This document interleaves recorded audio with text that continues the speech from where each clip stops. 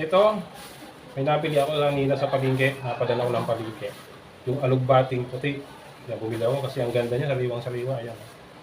Sasabawan natin ito.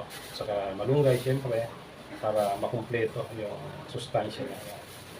Malunggay at saka puting alugbati. Yan. Dalawang klase na po ang alugbati ngayon. Puti saka yung kulay violet. Yan. Ito po, ang ganda po. Sariwang-sariwa. Kaunti lang po ang sangkap nito. Ito, saka nor cubes, okay na yan. O kaya kung may hibi kayo, yung dried shrimp, sarap yun. Kung wala, yung shrimp cubes na lang. Kahit chicken cubes o kaya pork cubes. Talo-talo na yan mga kaibigan.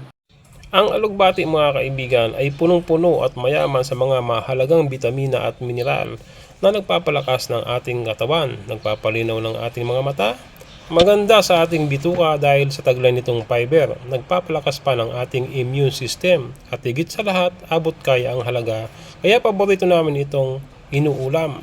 Pag di ka kumakain ito, malamang di ka taga-bukid at di ka lakik probinsya.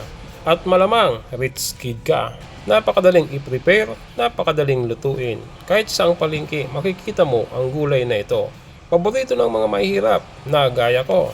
Napakasimpleng ulam pero punong-puno ng sustansya. Tamang-tama ito sa mga nagda-diet at sa mga bata o taong katawan gustong gumanda.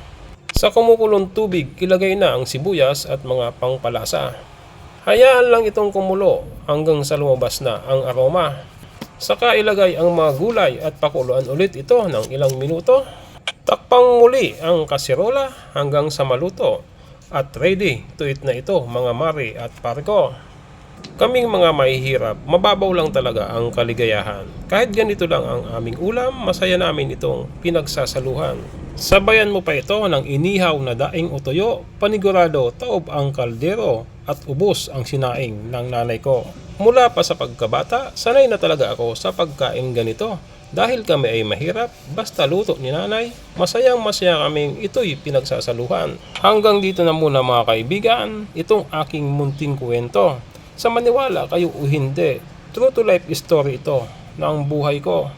Oh my goodness, dahil sa gulay, naging makata na naman ako.